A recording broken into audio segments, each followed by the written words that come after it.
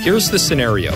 Your insurance company is denying your long-term disability claim despite the fact that you've paid premiums for years and your own doctor insists that you're not well enough to work. If this sounds familiar, call Goldfinger Personal Injury Law. You'll speak with me, Brian Goldfinger, a licensed and experienced lawyer who practices exclusively on behalf of accident victims, disability claimants, and their families. Visit goldfingerlaw.com and get us working for you. Get Goldfinger today.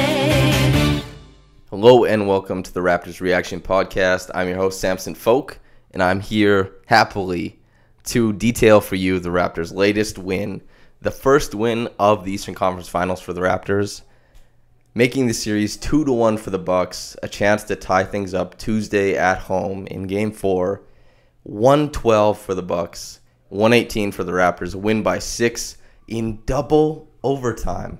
So what was originally thought to be a high-scoring game turns out to be very low-scoring, seeing as they had almost a full quarter to get to 118. Almost an extra full quarter, let's say. The 10 minutes to 12 minutes disparity. Anyway, they won. It was a pretty crazy game. The start of the game, I was very, very impressed with the adjustments that Nick Nurse had made. When I went on Sportsnet to talk, I had said that I didn't think that the solution was changing the starting lineup. And I thought that the Raptors, they have to play to their ceiling instead of a higher floor. So I was glad they didn't make any changes to the starting lineup. And I think that bore fruit. And the adjustments he ended up making was putting Siakam on Bledsoe. Think back to the playoff series last year against the Wizards where Siakam ended up being a primary defender on John Wall. Siakam is very athletic, very quick, a really, really great defender. He's capable of doing that every once in a while. And yeah, he stuck Bledsoe. They put Lowry on Middleton, which was also a stroke of genius because Lowry, it's not like he's going to get shot over because he's too far into the grill of Middleton to even let him start bringing the shot up. So Middleton wasn't getting any easy shots. Also Lowry wasn't giving him any breathing room, so he couldn't get his shots up. Lowry did an awesome job.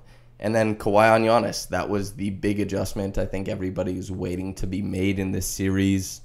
Nick Nurse went ahead and he made it. Of course, Giannis also saw looks from Danny Green and Siakam. The Raptors were switching a lot of stuff above the break, so it makes sense that Giannis would receive a couple different looks. The defense in this game, man, there's a reason I was happy with the adjustments Nurse made. And I think bold in a way to go with Siakam on Bledsoe, but I really, really love that move. I think it's a very, very intelligent adjustment. Lowry on Middleton is something else I really like, and Giannis and Kawhi matchup. You're having Kawhi guard Giannis Antetokounmpo. You run the risk of, dogging Kawhi and killing him out there and having him play a game that just leaves him dead tired. And I think after this game we can safely say that he is dead tired, but the Raptors, they pulled out a win. They've got a chance to tie the series up. And there's a lot of value in that. And stealing a game, that's larger than life. Going down 3-0 would be a death sentence, man. That would be really tough. Teams would come back from 3-1 in the NBA, but not 3-0. It's a big ask. It's very difficult. And, it bore fruit. Those adjustments really, really did something for the Raptors. I think Brogdon, once again, was incredible, as he has been the whole series, as I had expected he would be. And, Giannis had 12 points on 5 of 16 shooting. The Raptors' defense, especially the initial defense by Kawhi, is so strong that he's able to slow down, completely halt Giannis's momentum, and get Giannis to start passing out to the corners. What was happening in other games was Giannis was barreling into the paint. There were 2 or 3 players helping, 1 or 2 players helping, equaling a total of 3 players guarding him. He would spray to the corners. The breakdowns of the defense would start from there. The Bucks would find themselves open. This game with Kawhi as the primary defender, a lot less help was needed around the paint and at the rim. Giannis was definitely, I would say, dissuaded from going towards the rim, and Kawhi did a great job of making him feel that way. And the help side defense wasn't necessary to be there. It wasn't a prerequisite of that defense. So the sprays to the corner, they were more dangerous passes. so they weren't made as often because they were covered better, and sometimes they just weren't there. And so what that does is it makes, Giannis has to keep driving into the middle of the paint, but then pass out above the break, which, after we've been watching Kyle Lowry, Fred VanVleet, Kawhi Leonard trying to probe against the very stiff Milwaukee defense, passing out to above the break is actually, it's really, really, it makes the defense seem like it's really suffocating you, and it just looks like a reset. It's demoralizing for an offense. So the Raptors being able to have that kind of impact on Giannis's game, the wider Bucks offense, very impressive, very good. Another guy who was very impressive and very good, Norm Powell, very obviously deserves a lot of love for his game. He ended up with 19 points. His energy was infectious. The play he fouled out on, actually, after watching it, was really, really sad to see him go out on that one. Brook Lopez just came up from behind and pushed him into, I think it was Bledsoe, and it was pretty egregious. That one sucked a little bit, especially as we were looking at a game where they might go into overtime, and Kyle Lowry already had been fouled out to that point. The Raptors, who had gone from in this series having 7, players that were capable of being good at basketball, it looked like they had maybe 5. And 5 is maybe a bit generous because Fred VanVleet, not the best game for him. I understand he played a lot of minutes, but yeah, VanVleet, still, man, 1 for 11 from the floor is just, that is abhorrent. It is not very good. Not something you like to see, but Norm Powell, there's a very specific reason why he's done well against the Bucks. The Bucks defense for a long time has been long and has been very good at chasing the balls and getting out into passing lanes. Powell is very, very fast. He's very athletic. If you close out too aggressively, he can dart to the rim. And he's a fine spot-up shooter. He's proven in a lot of playoff performances that he shoots the ball better in the playoffs. I mean, he was 3 of 5 from downtown tonight, which is a massive boost to the Raptors offense that scored 118 points in what would have been 58 minutes. Not a lot of points. So that's worth saying. And also, he's able to beat the weak side of the defense. He's fast. He's a really fast player. And sometimes the Bucks, when they overcorrect in their defense and they try and focus on Gasol now, who hit his shots early on, and that set the tone. He hit a 3 in the second overtime, and which was larger than life as well. And when that happened and the Bucks had to start stepping out a bit further on defense, Powell, there's a lot of room for him to run into, and that's why it's set up that way, that he's able to come in and succeed in that way. It's also worth noting that Kyle Lowry was pretty awesome. I loved his game, 4 of 7 from the floor, 3 of 6 from downtown. Hit big 3-point shots. It always felt like it was in a big moment that he was coming through. On top of that, you could tell as soon as he took that foul, he knew it. But the thing is, the foul that he took on Giannis was the right foul to take. That's the thing that sucks about it. It was just very unfortunate that he was the guy who got trapped under the rim with him. And that's one of the problems that the Bucks pose, is that they're very large, Giannis in particular, and you can switch all day long and try and pressure the ball, but when Giannis gets left alone with a smaller guy at the rim, the offensive boards, they're gonna be very, very aggressive. Giannis had 23 boards on the game, and he had 3 offensive rebounds, which actually isn't so much. That's not that many, and good show on the Raptors for being very physical on the glass and restricting him, and just, wow, holding Giannis to, as far as point totals, one of his worst games in some time. The very, very impressive job by the Raptors overall.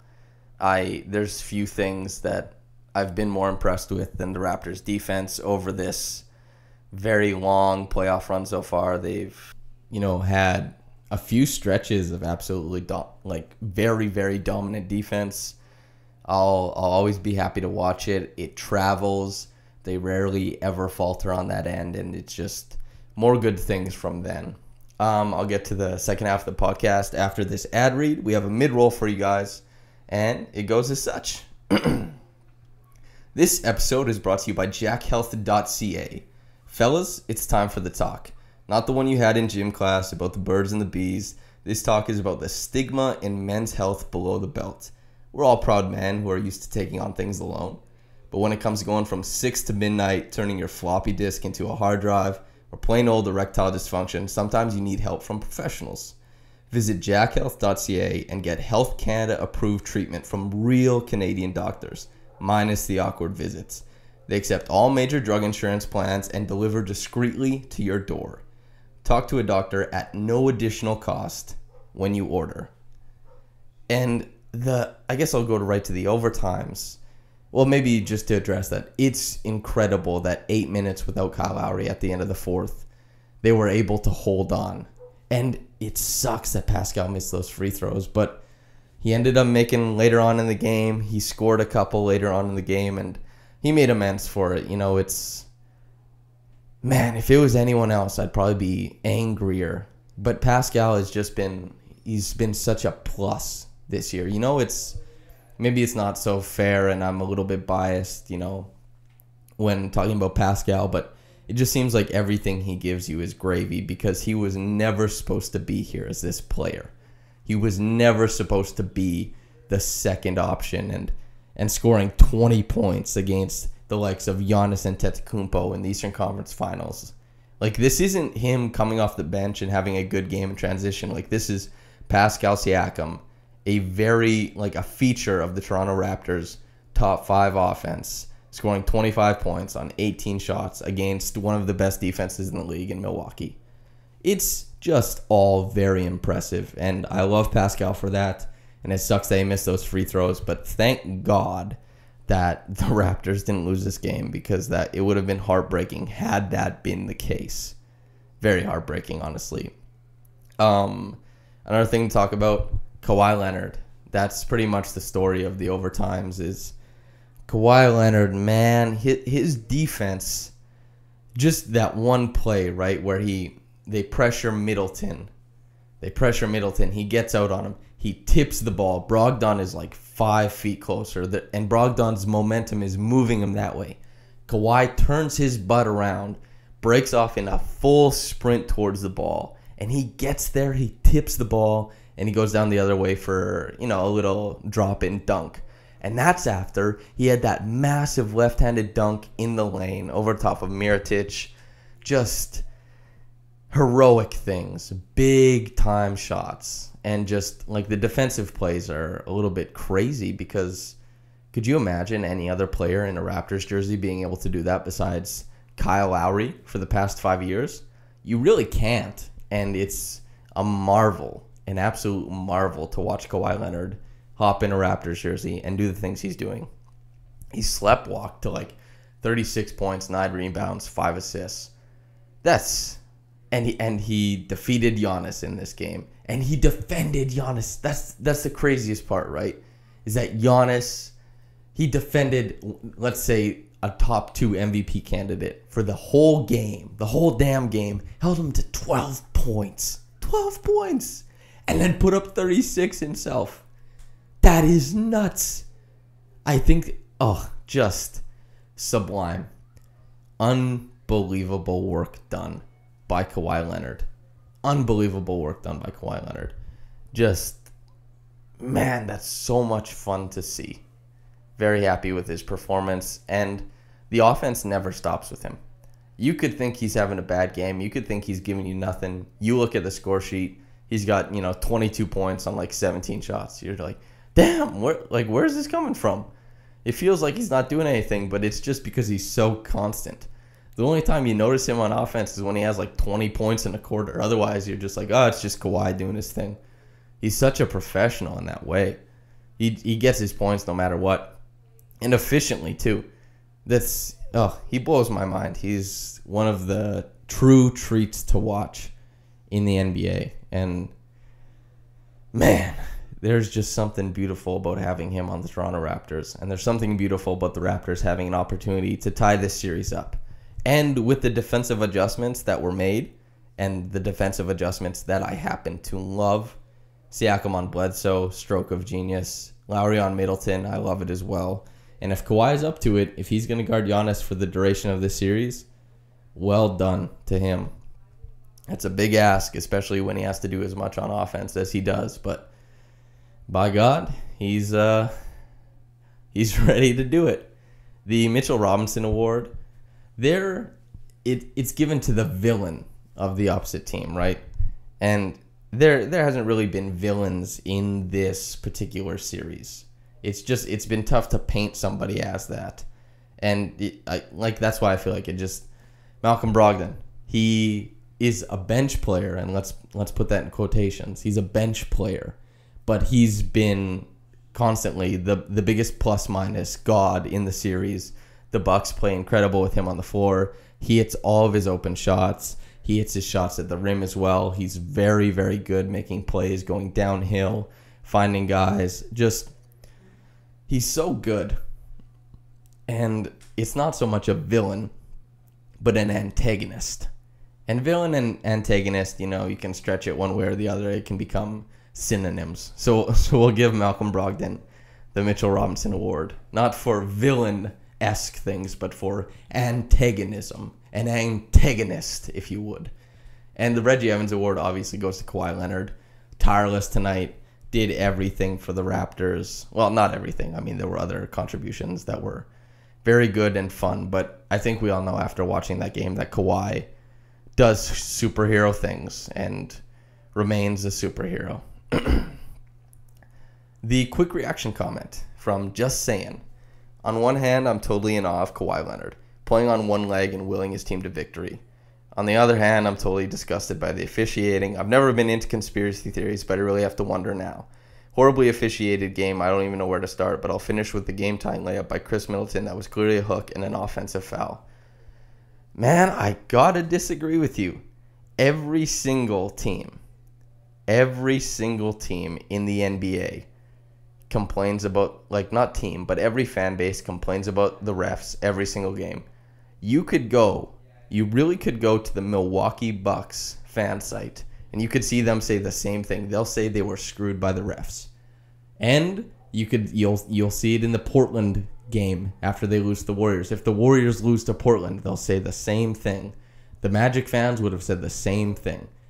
Why are we all saying the same thing? The refs are not trying to screw the Raptors. The refs missed a couple calls for the Raptors. They also missed calls for the Bucks. Kawhi double dribbled. You can watch the replay in slow motion. Before Kawhi had that huge left-handed dunk, he double dribbled. He brought the ball up to his chest. Both hands touched the ball. Then he put it back down again. That's a missed call.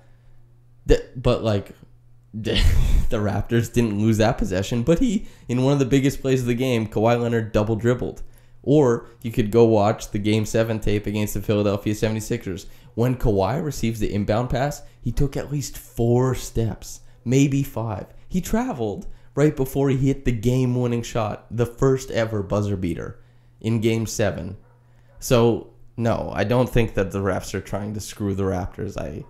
I will never believe in that take. There's no conspiracy, and I know you're upset, but rest easy knowing that the Raptors are getting a fair shake, as are the Bucks. The refs are doing their best. I'm not saying they don't make mistakes, but man, there's no conspiracy against the Raptors. That's for sure. And there's a reason every fan base complains. That's not what it is. It's not that we're all correct, because it doesn't really make sense. The Bucks can't complain and we can't complain and remain correct at the same time, especially if you're bringing conspiracy into it. Just not how it works. The refs are fine. The Raptors get away with things, as do the Bucks. And if you just catch yourself sometimes, everybody hates bad calls. Everybody wants their team to receive good calls, and everybody wants the other team to get called for every little thing they do.